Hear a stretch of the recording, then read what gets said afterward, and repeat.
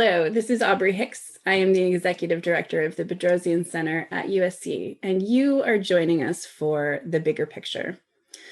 The Bigger Picture is a relatively new series, and our goal is to unearth the connections between scholars and the communities in which we live and work, how these networks germinate new ideas and serve our communities.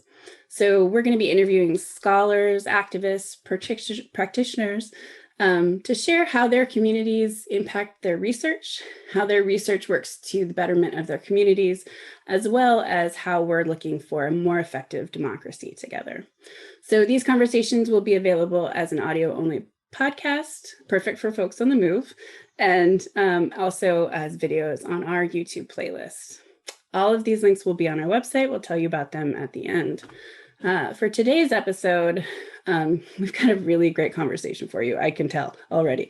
We're going to be talking about emergency aid programs set up by the Leonetti O'Connell Family Foundation at the University of Southern California and the Los Angeles Community College District in 2019. So we've got a great team for you, and I'm going to let them introduce themselves to talk about the program and the evaluation of the program. So let's start with you, Cara. Can you tell us a little bit about yourself and one bright spot from this last lockdown year? My name is Cara Esposito. I am the Executive Director of the Leonetti O'Connell Family Foundation, and I also have the immense pleasure of being an adjunct instructor, associate professor at USC, which I love. And I think the bright spot from the last year would have to be the pandemic created circumstances that I just could never have anticipated in the education sphere. So because of this particular evaluation and a number of other issues, we are launching a new social enterprise that will help students in a way that I just never could have anticipated. And we can talk about that because the Center on Social Innovation is helping us build that program. That's very exciting for us. Fantastic. I can't wait to hear more. Next, Gary, can you tell us a little bit about yourself and one bright spot? Sure. Hi, everybody. My name is Gary Painter, and I am the director of the USC Price Center for Social Innovation, just completing my 25th year at the Price School. So an exciting moment. Graduation happened, so now I can say it is now completed. I think the bright spot for me was to be able to spend a little more time with my adult children, having moved back home in different ways. Maybe that wasn't their bright spot, but for a parent, we don't mind those extra moments. And then spending time with my two best friends, playing disc golf in a variety of local parks. So given that we were all working from home, it gave us an opportunity to hang out a little bit more together and help each other through some of the challenges we all face. I haven't played disc golf in years and years and years. That's awesome. Hilary, how about you next? Hi, I'm Hilary Olson. I am a third-year PhD candidate at the Price School in Public Policy and Management. And I think one of the highlights from my pandemic time has been spending time with my cats. I got 2 kittens right before the pandemic happened, and they have loved me working from home and being right next to my keyboard at all times. And so I think I'm going to miss that when I'm not working from home all the time again.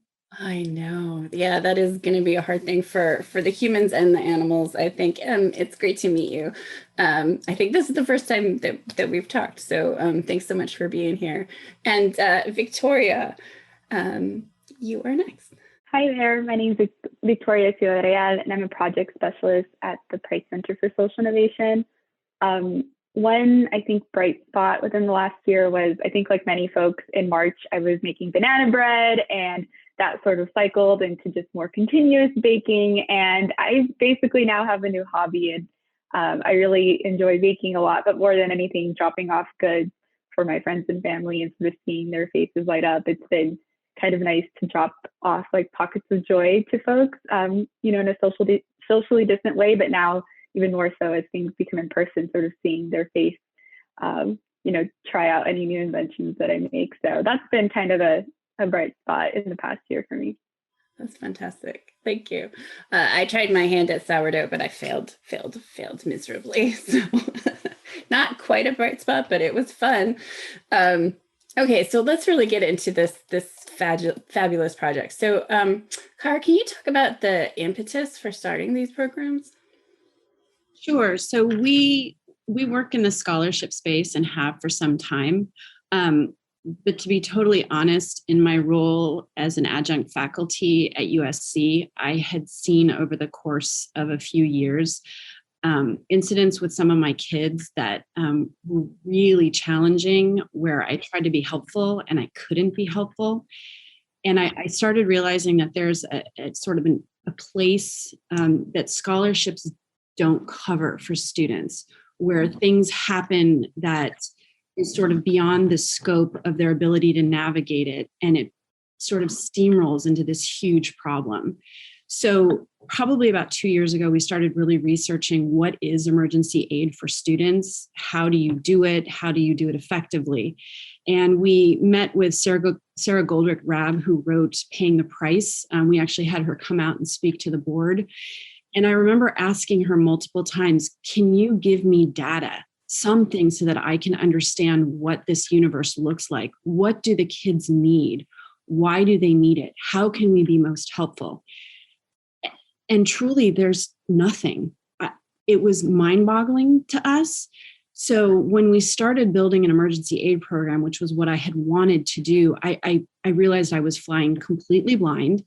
And so at that point, we connected with Gary and the Center for Social Innovation, because I realized this is beyond my pay grade. I needed help building a program effectively. But more than anything, I wanted to evaluate absolutely everything so that we could share the information as much as we possibly could to have a better understanding of what students need. And that's what resulted in this report. So basically the impetus was from the students themselves. So you listened to the community and then started figuring out what to do next. Gary, can you talk about how you got involved once Cara? Yeah, absolutely. And as Cara said, she reached out, and what's exciting for us to do in the Center for Social Innovation is to be part of what I would call the early stage social innovation processes. It's not, as we kind of got into this, as Cara said, it was kind of weird that you wouldn't have gotten already that there's kind of an appropriate level of scholarship out there that would help explain, this is how you should run an emergency aid program for students. These are the features. This is the effectiveness, all those kinds of things. What we learned early on, and Hilary, who's my colleague here that's on the call today, found in her lit review and some of our other kind of interviews around the institutional environment, is that our student aid system broadly doesn't mesh well with emergency aid programs when people have an unintended expense. In particular, oftentimes what happens is if you receive emergency aid from another source, it can actually lower your amount of student aid available the next year.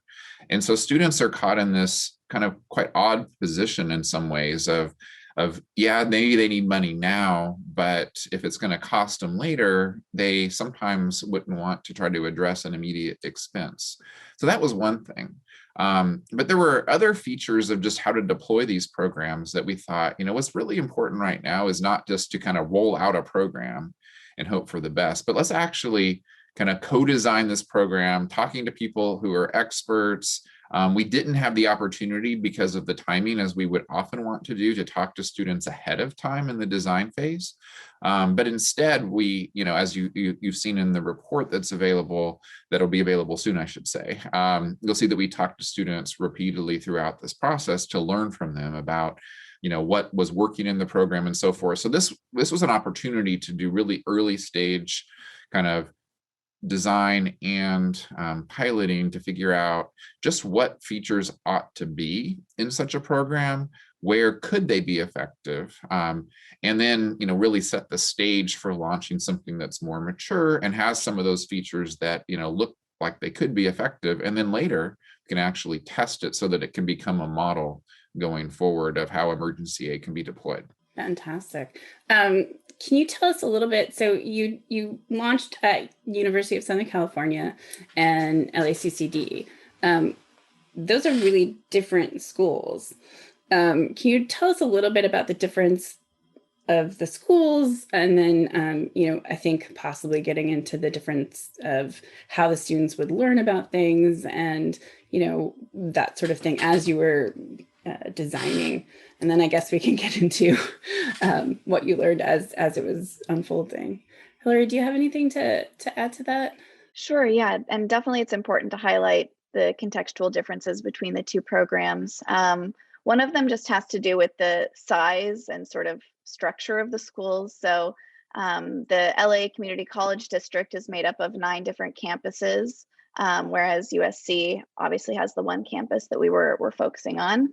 And the Community College District had about over double the number of students that USC has. So it just has a larger population. It also has a little bit more of a diverse population, whereas at USC, the highest demographic group is white. At the Community College District, the highest demographic is Hispanic, and there are some other demographic differences as well.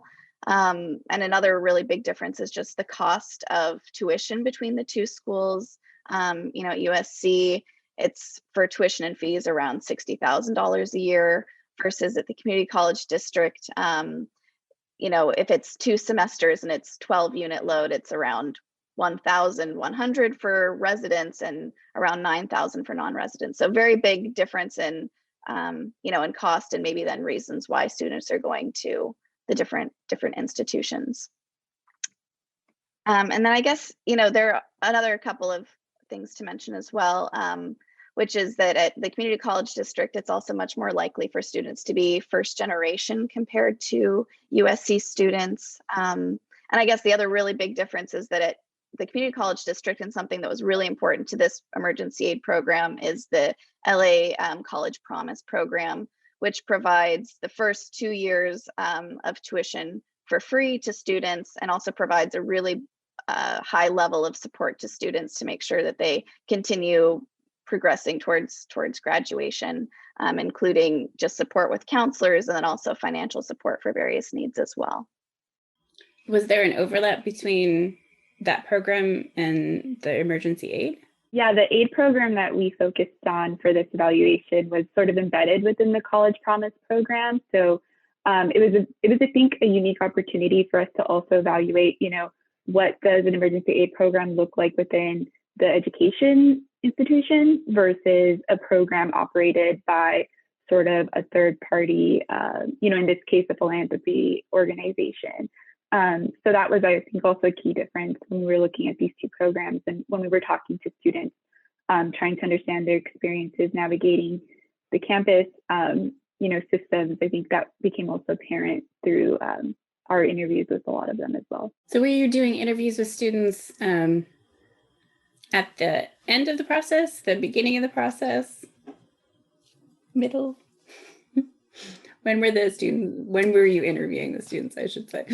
Hilary, I would love for you to hop in, but I guess I'll say we started this program before the pandemic, and I think it was kind of good that we had started this before, because then we were very uniquely situated to talk to students, amidst the crisis. But we would interview students who already undergone the application, and this was launched in the fall of 2019, I believe, and then in 2020, come spring, we were still evaluating the programs.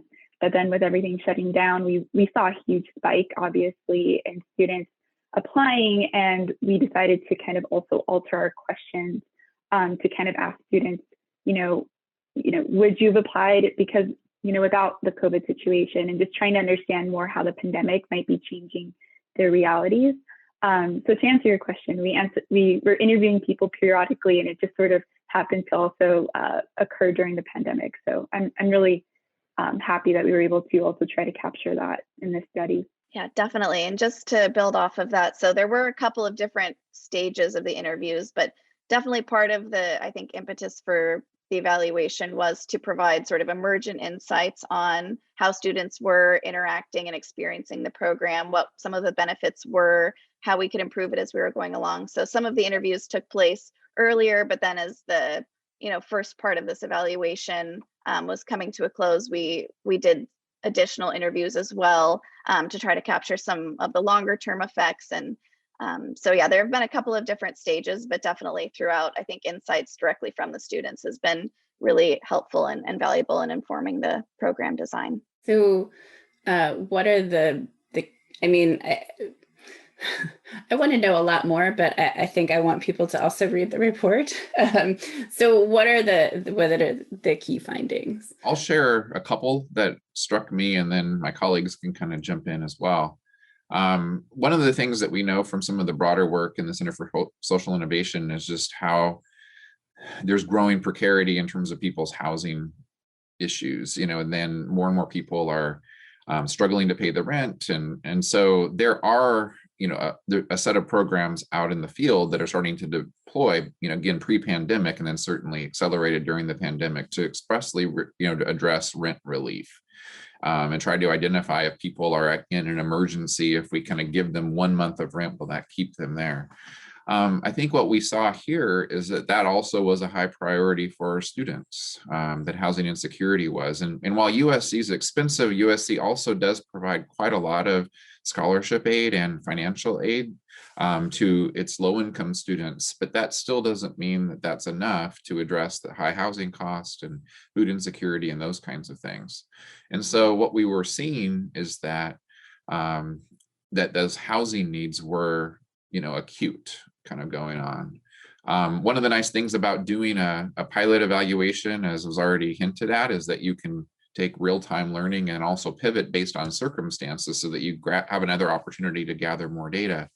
When the pandemic hit us, one of the kind of policies that were part of the pandemic relief programs across both the federal and the state and local governments was eviction moratorium. And also kind of paired with that some rental assistance, although those were not always timed exactly the same. So one of the things that we decided to do, based on decisions by the Leonetti O'Connell Foundation, is to kind of disallow housing as an acceptable request, given that there was eviction moratorium, and then address other issues if there were still emergencies going on. And what that did is it provided us an interesting pathway into the data around, if someone is requesting help for housing, how many of them also had other needs as well. And so we were able to observe that fact. But we still saw a lot of requests for housing assistance because people just simply didn't know if the eviction moratorium was short term. They still didn't want to accumulate debt over time, and they wanted to address that issue that was right there. So I thought that was a really important finding, to kind of see what were the needs and really link those to issues of housing insecurity and food insecurity that we've seen in many contexts, other places as well. I was going to say, we've already talked about it on this relatively new program several times. So what a huge issue. What are some of so your main findings are what the students need, right? Are there other findings that you had about how they learned about the program, fears, about whether they were going to get scholarships for the next year or anything like that? May I jump in on one key finding for us that has completely transformed how we operate as a business? Was prior to the deployment of this fund, we worked very heavily with our institutional provider because the concern was that we wanted to ensure that there were not students taking aid who didn't need it, because obviously it's not a open. We don't have gobs and gobs of money to put in it. So we were just concerned. We wanted to make sure there was enough funding for students who really, really needed it. And I was absolutely dumbfounded when we got the report. And one of the largest barriers to entry that we found, or that Gary and his team demonstrated, were students who were afraid to take the money because they were worried they were taking it from someone else who needed it more. And these were students who are food insecure, home insecure. Some of them were now in online classes and didn't have a digital platform to go to school.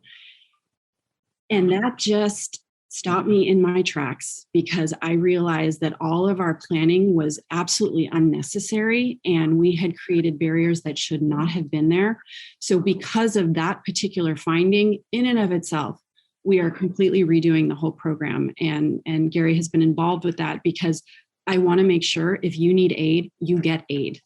And I'll just say something more about that, because this is an issue broadly, and certainly the pandemic, brought it much more acute as it relates to housing issues. But, it's kind of this question of how much do you, as, a fiduciary of resources to provide to someone who's in desperate need, require them to, kind of prove the need and then secondly, do we trust providing the aid to the person who has the need, or do we only write checks to places that are, basically or they're the ones that are being owed by the person in need? So it could be the landlord, it could be, the auto repair shop, it could be Best Buy because you need a computer to do digital classrooms and those kinds of things. And so those are issues that what we were seeing in the analysis, and there's other research in other contexts that's beginning to see that you're actually much better off deploying resources quickly to make sure it's effective, and then to the person, if at all possible, rather than kind of trying to coordinate with others who are owed money. It slows things down, and speed is really important here. And so being able to test these margins in this context, we really appreciate, because I think it's providing really critical information, and appreciate the opportunity to do that with the Leonetti O'Connell Foundation, because some foundations aren't as, kind of, I would say, as innovative in terms of like jumping into early stage design kind of thinking, as opposed to kind of like, I want to make sure we have all the structures in place. There'll be a time for that, right? There'll be a time for scaling, there'll be a time for testing, but this wasn't the time. This was the time to really figure out what in a program works well, what doesn't, what barriers should we have there for kind of these responsibility, accountability issues, and what shouldn't we have there because they're really unnecessary. And so this work was able to speak to that. And I'll just add one other point based off of Cara and Gary's comments. I mean, I think something that was interesting for me is that so many students really saw this as like a last resort. They really oftentimes were trying to problem solve, trying to cut expenses where they could, and really saw this emergency aid as sort of, the last straw, for them to kind of figure things out. And so I think that speaks to why emergency aid it needs to be really nimble, because a lot of folks are really trying their best to figure out how to make it on their own, especially students, because of the fact that they don't want to feel like they're taking away resources from other students or colleagues that they think might need it more. So I just wanted to touch on that, because I think it speaks to both of the comments that were just made. In the interview data, this also struck me, is that some people, they were reflecting on the word emergency. Like, is this really an emergency? Is this life and death? Or is it just a financial hardship? And so, again, as we're thinking about, how one would try to do this in a way that, really communicates what we're trying to accomplish here, is to address expenses and anticipated that could actually thwart someone's educational trajectory. That's one of those things where just even the naming itself caused people to pause. And we actually don't know how many people didn't apply because the word was emergency. And they thought, well, I'm in dire straits, but, to the point about others being possibly worse, I don't know if this is truly an emergency. So that's something that, we're going to look at. It seems to go against the sort of narrative about people wanting to take as much free money as they possibly can. I really I find it interesting, particularly among students who, are really struggling. And this last year has been tough on everyone. And, struggling with housing and food while trying to maintain this very stressful education year, that students are still asking those questions. I think that's just an important finding. I like what you said, Victoria, about it needing to be nimble. and the flexibility that this program has taken with working with an academic center on trying to sort of problem solve as you're going along. What are the, you mentioned a few recommendations that you made going along, and you sort of changed as it was going. What are the recommendations for sort of moving forward as we're coming out of the pandemic? I think one of the things that we found and then have started to change, or the program administrators have, but was that some of the ways that we were dispersing aid was through gift cards to Trader Joe's for food assistance, and then also sometimes paying the vendors directly, and realizing that that also might be an added just an added step that didn't really need to be there, that students could just receive the funding directly themselves and then pay for the expenses themselves, and sort of have the flexibility to pay for the highest priority needs that they had at that time. So I think that's one thing that the program has started to implement, is just sort of allowing more flexibility in funding.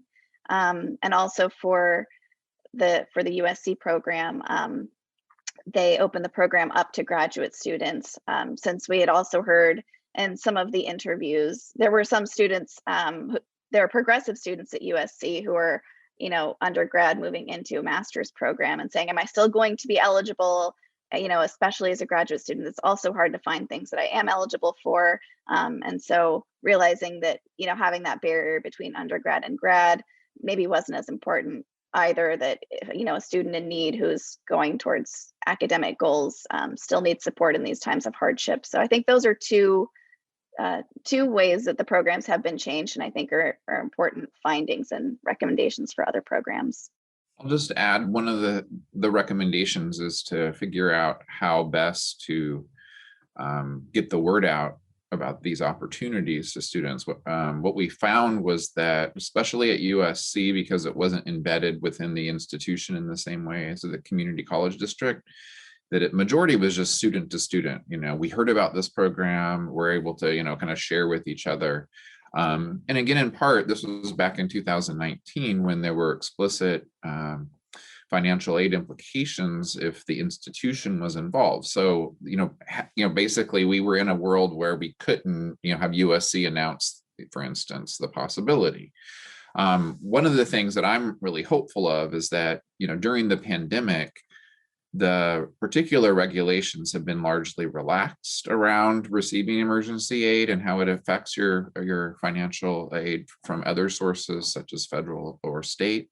I'm hopeful that this can be codified in legislation at the federal and state level so that this won't be an issue going forward. But if it remains an issue, which it could, one of the things that we have to figure out is how best to target folks. What we saw, and this is just a little, I don't know if it's at all causal because we're doing early stage innovation evaluation here. But we saw that the GPAs of the students that had, got to the aid were higher than the average student. So it's, so one could then imagine, or at least think that, these students who are really, really smart have kind of, hustled all their life to get where they're at, have transferred into USC, have done all these things. Like it really takes a lot to kind of balance and figure out ways to support oneself. And these were really smart students. So you could imagine if you're in a crisis, your GPA would fall, right? And that would, everything else being equal. But the students that actually figured out how to come and ask were actually the students who were, better on that measure. Again, it's just simply hinting at, it was hard. There were lots of barriers to finding out about the program. And so, one of the things that we want to do is to figure out how to lower those barriers and target outreach for the people that didn't apply. And sort of following up on those barriers, I think something else that was really important from the interviews and the data was a lot of students mentioned that they really appreciated the ease of applying, that it was a fast and easy application process. It was a fast and easy disbursement process. There were actually people behind the programs who were willing to answer their questions and help them apply and succeed in their application. And a lot of students mentioned, they apply for so many different scholarships, and grants and loans, and they never hear back. And if they do hear back, it's, it's months later. And, for students, this was just such a breath of fresh air that it's fast, it's, responsive, and it's, going to be able to help me in this time of need.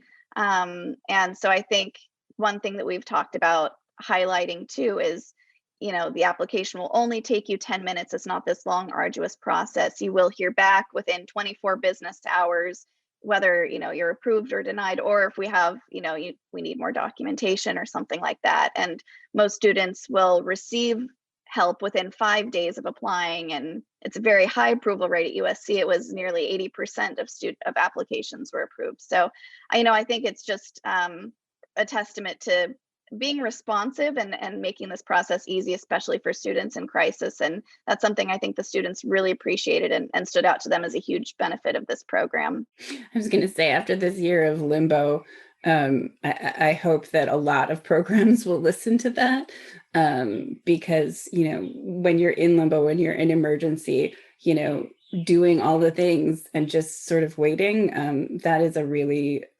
big weight off of all those students' shoulders. So what an important lesson. So now that you talked a little bit about we talked about a little bit of the differences between the schools, but are there differences between the students who applied, at the schools, or is it really the same kind of, is it all students who are, high GPA so that they're sort of tied into the network? Is it, are there demographic differences? Anything that we should learn about from the differences? I think across both schools, we did find that, low income minority students were applying at higher rates. There were also undocumented students that were applying, and in some of our interviews also said we don't have access to other resources. So this is really a really important resource for us to be able to apply. Similarly with, graduating seniors who might not be eligible for other ones. So I think that's some of the similarities across the target groups across both schools. There were some other differences. For instance, I think the community college district students were less likely to have access to other support. They were even less likely to be able to ask their family or feel comfortable asking their family for support or asking their friends for support. USC students might say, I'm more interested in, or not interested in, but my next best option might be to try to get a loan or to work more. Whereas the community college students were more likely to say, I might work more, but if I can't, and if I can't get a job, especially during a pandemic, then I might have to drop out of school. So I think there's definitely differences in maybe the precarity of the situations or some of those background characteristics. And I think at the community college district, we also saw students that had more caretaking responsibilities, either for their own children or for, siblings or other relatives. But that was definitely some of the nuanced findings there. But there, like I said before, there definitely were similarities in the types of students at both schools that were applying.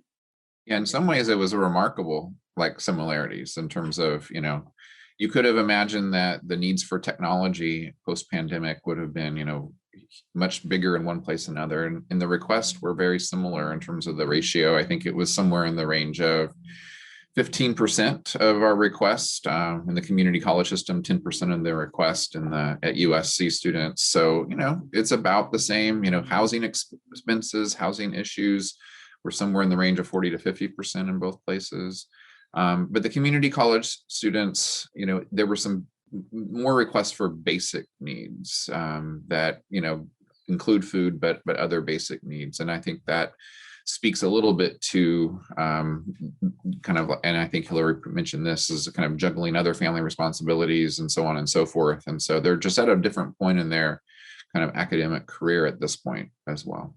So I guess that brings me to one of the bigger questions I have, which is, what do you think these findings might say more broadly about cash assistance or universal basic income?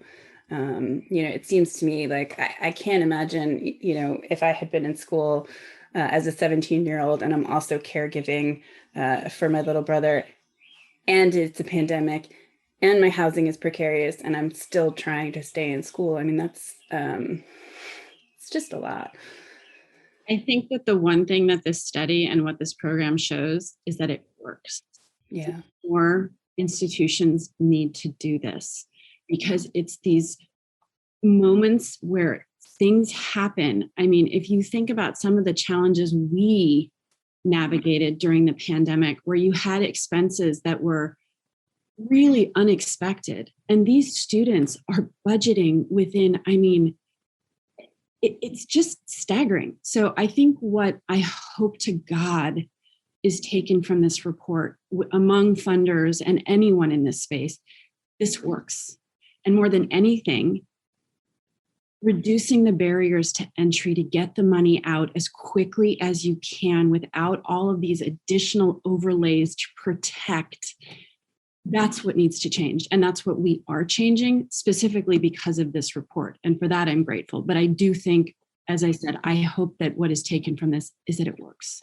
And also people know what they need, that it isn't, upon us to decide, what people need. Really, really important.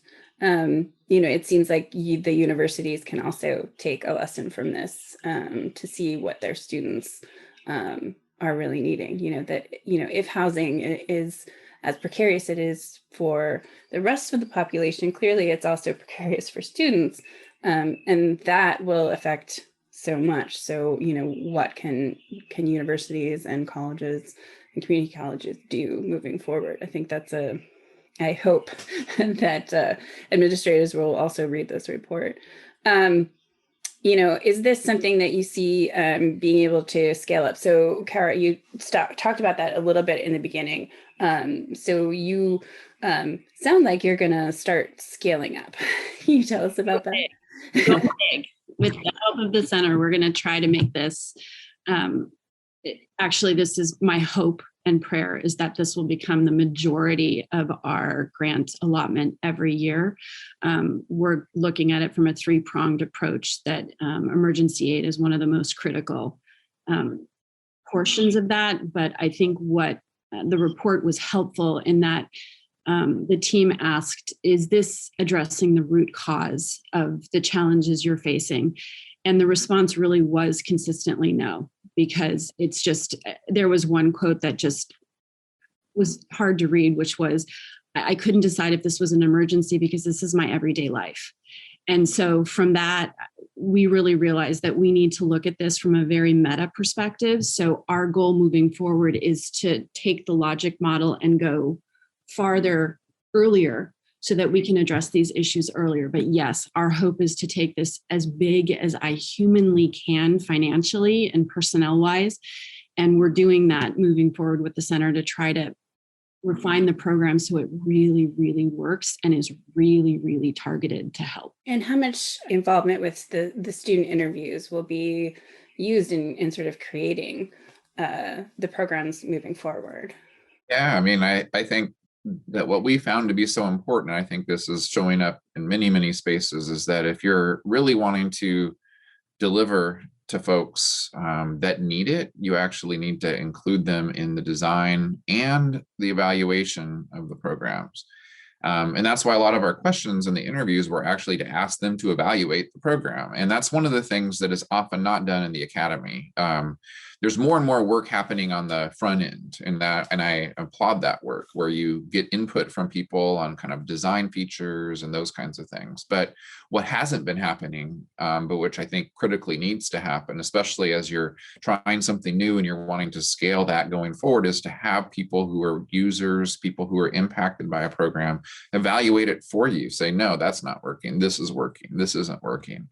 And so we do anticipate that we'll continue to do that, because even as a larger effort is deployed by the foundation, we're still going to be, these programs are still running and there's still opportunity to learn as we go. And our hope is that we'll actually be able to bring in the students, some who've been served, some who haven't been served, but are precarious, to be part of those innovation labs to kind of help design what a social enterprise could look like.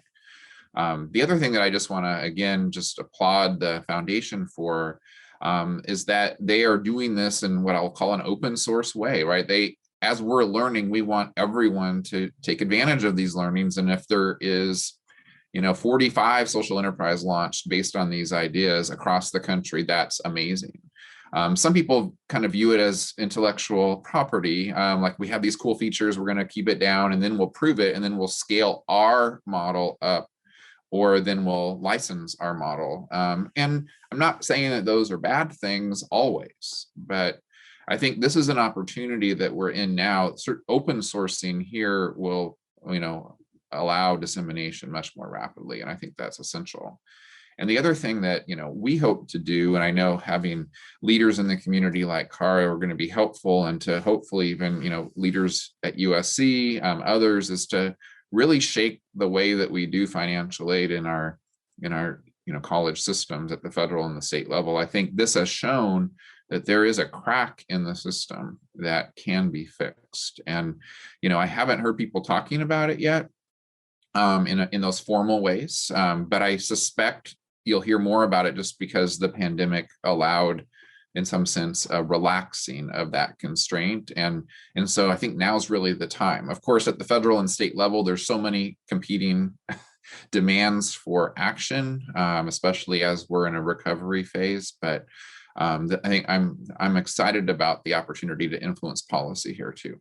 Particularly as we've talked before, coming out of this pandemic, the emergencies will continue. I mean, the effects of joblessness, a year ago will remain with us for, at least the next 3 years, possibly longer. So it's exactly right. Important to keep pushing that. Have I not asked the question I should have asked? Is there something that I totally missed that we really should talk about in terms of the project and in terms of the evaluation, in terms of moving forward? I would just like to take this opportunity to say one thing I really appreciated about being involved in this project was the opportunity to talk with students. And so just for if there were any aid recipients who happened to listen to this, we really did listen to what you were saying in your interviews, and it's not easy to share when you're, to talk about hardships that you've faced, and, showing that vulnerability, and students taking the time to speak with us and to share their experiences and their stories was really meaningful and powerful. And so just to thank you to all the students who did participate, and, hopefully, they'll be happy about the changes that are making, and see that we're actually taking their inputs, to heart, because that was kind of the highlight for me, was being able to speak to the students and hear and learn from them. Thank you for that, Hilary. I was going to say that is the key of why we're doing these conversations. So yes, thank you for that. And I really appreciate it. And allowing students to make the process better in the future is just fantastic. So I'm glad that it resonated with you as well. I just want to thank you all for your time. I really, really appreciate it. I think this is great. It's exciting, Cara, the way that you're speaking about moving forward. I love the idea that universities like USC could also learn from this and really do better for our communities. So thank you so much. I think I will go ahead and do our outro, unless anyone has any last statements. I just want to give you a chance to say everything that you want to say. The only thing I just want to add is I went to Price for my graduate degrees, and I learned I can't do my job well if I don't know how well I'm doing my job. And so I learned very early that evaluation is key, and I'm very grateful that I have a board that's willing to support it. But I gotta say, I cannot thank the Center for Social Innovation enough for helping us build this program when we really had no idea what we were doing. And I was just praying to God that it would work. But the fact that we have this report that I can give to my board that is laying the foundation for the next 10 years of our work, I don't have words to express how grateful I am. It is transformative for us. It is changing how we do business, how we orient everything we do. And for that, I am grateful. Thank you for your generosity, Cara, and just those words. And, we're very fortunate to have really talented people who are with us today, Hilary and Victoria, who, were on the front lines of the research and the evaluation and the design and everything. And so it has been a pleasure. And Aubrey, of course, thank you for hosting the opportunity to get the word out, because, we actually want these programs to diffuse widely. And we want, as we were talking about financial aid systems, to adjust to account for these acute needs that people have. And, as Hilary said, for students involved in the program, to be involved and to share their experiences. So yes, thank you all around. I feel like this is a really positive thing, and it's been a really crappy year. And, some of the lessons that you've learned, even in the circumstances, I think, have made a difference and will make a difference going forward. And that's really important. So thank you all.